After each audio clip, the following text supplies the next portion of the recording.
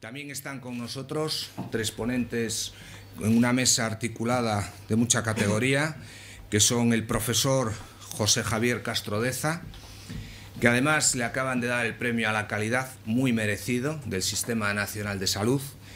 El profesor Castrodeza es el director general de Planificación e Innovación de la Gerencia Regional de Salud de la Junta de Castilla y León. Es profesor universitario, gran docente y sobre todo un gran estratega de planes sanitarios. Ha diseñado el plan de diabetes y nos contará más adelante cuál es.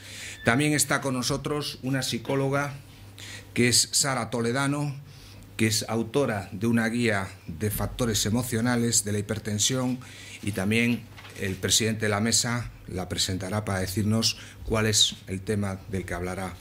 Y también hay un tema del que vamos a hablar, que es doña Luisa Amaya, y es la importancia de la educación terapéutica, aspecto fundamental y esencial.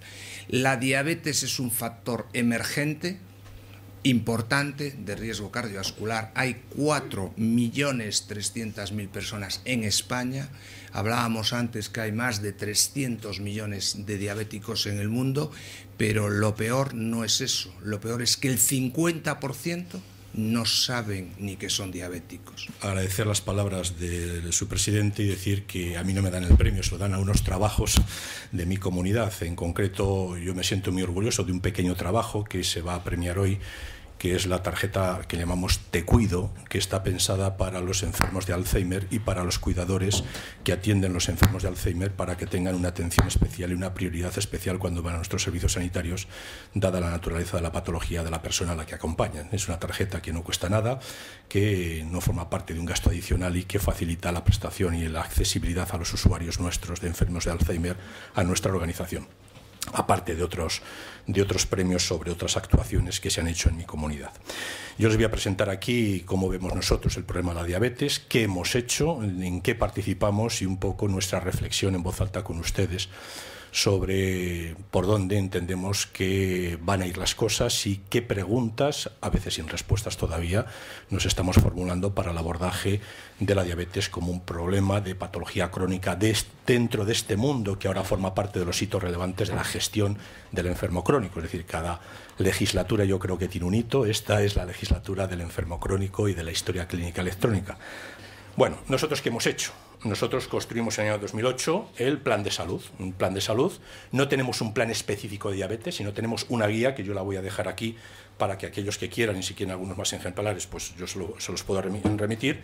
Una guía que nace de ese plan de salud, donde se estructuran el conjunto de actuaciones que nosotros vamos a llevar a cabo para el periodo 2008-2011, para reducir algunos aspectos vinculados a la diabetes, la incidencia, con unos indicadores medibles y cuantificables, ¿no? Pues esta es la portada del tercer plan de salud de Castilla y León, que está vigente hasta el año 2012, en los que el segundo tema relevante para nosotros era la diabetes mellitus, ¿no? Después del infarto agudo de miocardio, la diabetes ocupa un papel absolutamente prioritario en las actuaciones de mi comunidad frente a las patologías relevantes. ¿Cuáles eran los objetivos que nos habíamos planteado para el año 2008-2012? Que todavía nos queda un año para, pues ahí les tienen ustedes. Reducir por debajo de 1,7 la incidencia de esta patología en nuestra comunidad, reducir la mortalidad prematura por diabetes con unas cifras, yo luego les dejaré la presentación para que ustedes, los que quieran, la puedan utilizar, y reducir por debajo de 0,9 por 1.000 habitantes los ingresos hospitalarios como consecuencia de esta patología. Esto va alineado con una estrategia de hacer que el paciente acuda lo menos posible al sector más complejo del asistencial, y dejarle lo más alejado posible, en el buen sentido, pero siempre atendido en los sectores más básicos de los autocuidados, de la educación o de atención primaria, para que este paciente no tenga por qué acudir a los centros sanitarios si no es necesario. Y esta guía, para que ustedes lo sepan, pues tiene una serie de retos, ¿no? En concreto, estos son los 3 retos: disminuir la incidencia de diabetes tipo 2, disminuir la mortalidad prematura para nosotros era muy importante y disminuir los ingresos hospitalarios. Son tres aspectos que, bueno, pues pueden ser más o menos criticables, opinables, pero nos parecían los más oportunos. Y sí que, de alguna forma, esto nos va a llevar a que la gestión de los pacientes crónicos exige un acuerdo de colaboración entre los profesionales. Este es un tema que yo creo que es una pieza angular para que cada vez más y de forma real la atención primaria, atención especializada, estén más en contacto. Me surgen dudas.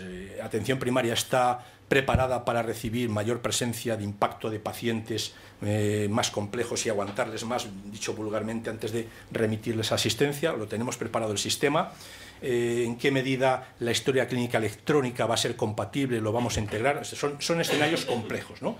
Yo creo que, como yo siempre veo la botella medio llena, creo que en poco tiempo tendremos la solución a esto, y simplemente daros muchas las gracias en nombre de mi comunidad por vuestros minutos y me pongo a vuestra entera disposición. Bien, vamos a seguir.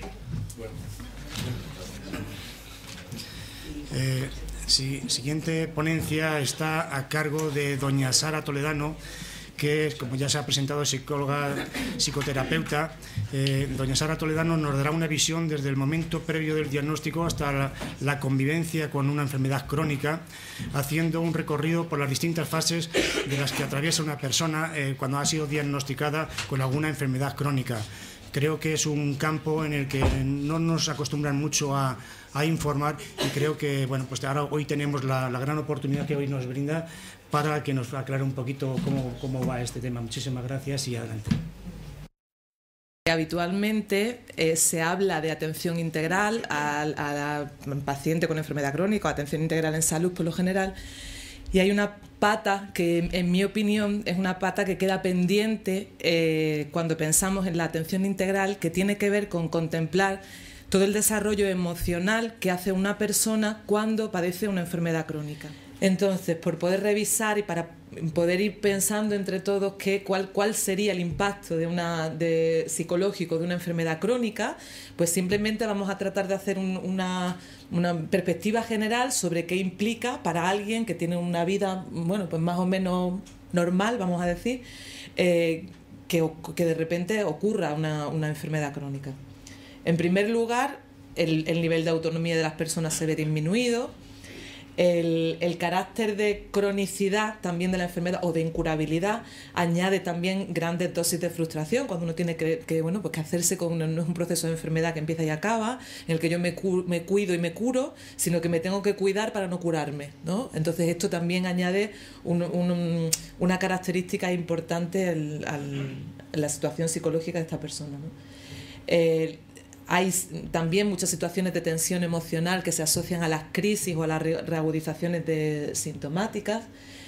Desde luego se ven limitadas las actividades cotidianas, muchas veces también por los propios tratamientos, ¿no? Por la necesidad de atender al control, por ejemplo, en el caso de la diabetes o de algunos otros tratamientos invasivos en el caso de otras enfermedades crónicas. Obviamente, esto es algo también fundamental, que se trabaja mucho en el caso, por ejemplo, en la diabetes. Tengo muchos compañeros que trabajan con padres de hijos diabéticos por toda la incidencia que tiene el diagnóstico de un niño diabético en el sistema familiar, pero la incidencia en el sistema familiar de una persona que tiene una enfermedad crónica pasa en cualquier caso, ¿no? En el caso de un adulto que de repente tiene que encajar esto en su vida y que las personas que tiene alrededor también tienen que poder pensarlo, ¿no? Finalmente, algunas de estas cuestiones que podemos pensar generan o provocan necesariamente cambios en la percepción de la propia persona. Uno ya no se percibe igual que antes cuando aparece una enfermedad crónica. En la percepción del mundo, uno de repente no percibe al mundo igual de seguro o igual de amable que antes, ¿no? Estábamos hablando también de nuevo el paciente pasivo que se presta a las intervenciones médicas, a la investigación, en fin, o sea, uno percibe el mundo de una forma distinta a cómo lo venía percibiendo hasta ahora. Y también a la percepción de las demás personas. Uno de repente se sitúa como enfermo ante otros que no lo son, que son sanos, ¿no? Y hay algo de eso que también se moviliza y que también tiene impacto en en la persona que la padece. Sí quería transmitirles también qué o cuándo debemos preocuparnos, cuándo debemos pensar que todo este proceso, que como les digo es un proceso intenso, a veces doloroso, que puede durar un tiempo, pero que es importante que las personas puedan pasar por él para llegar a un momento en el que puedan asumir su necesidad de cuidado. Hay veces que esto no sucede como desearíamos y que hay algunos signos que podemos estar en atención para ver que algo no está yendo bien y que quizás sí es importante buscar atención especializada, ¿no? Por ejemplo, cuando podemos ver que la persona tiene mucha dificultad para interiorizar las consecuencias de la enfermedad, cuando a pesar de la información persisten mitos acerca de la enfermedad, ¿no? Mitos que son las primeras ideas que a uno se le desencadenan cuando tiene que enfrentarse a un poco irracionales, ¿no? Que uno, pues mira, no, si puedo comer dulce, si es por la mañana, en fin, algunas ideas que a uno se le pueden desencadenar para defenderse de la situación que está ocurriendo.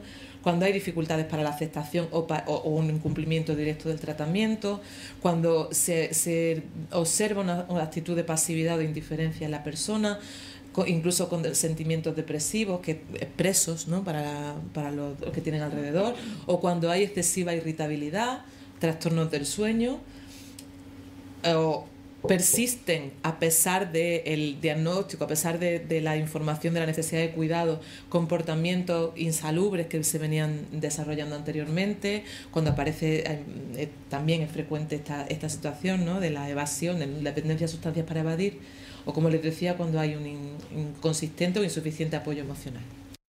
Cuando los profesionales no podemos curar a nadie, o no podemos curar una enfermedad, nuestro posicionamiento tiene que ser mucho más humilde. Y nuestro posicionamiento no puede estar ni delante del paciente dirigiéndoles, que eso es lo que significa la palabra educare, ni tenemos por qué estar detrás de ello empujando a asumir una serie de responsabilidades para las cuales ni está preparado, ni siquiera nosotros le hemos preparado correctamente. Por eso el acompañamiento terapéutico tiene estas características. Es dar continuidad a los cuidados, pero en la propia esfera en donde vive habitualmente la persona que tiene diabetes. Y desde luego es siempre la memoria, ser la memoria positiva del paciente. En un ejercicio pone ahí de respeto y tolerancia, yo diría que de libertad y confianza ante las decisiones bien informadas que el paciente adopte. ¿Qué ocurre si la formación de quien da esos consejos, esas recomendaciones, no es la adecuada? Todavía tenemos que escuchar a algunos profesionales comentar la maleficencia de consumir azúcares rápidos, cuando todos los hidratos de carbono que consumimos al final o se convierten en glucosa o no los podemos utilizar. O de siempre hemos dicho que una persona con diabetes tiene que comer 6 veces al día. Y eso exige una actualización de conocimientos en farmacología y también en nutrición. Es decir, que por una parte tenemos a la persona que se arriesga, que se aventura a descubrir todo un mundo de mayor libertad, pero por otra parte también tenemos la porción del profesional, que en este caso es escuchar, ayudar, acompañar. Y ambos somos socios, yo diría que imprescindibles y necesarios. Y yo lo que espero para vosotros y sobre todo para vuestros pacientes, aquellos que tengamos responsabilidad, es que intentemos ponernos en el lugar del otro y tener la mirada del otro.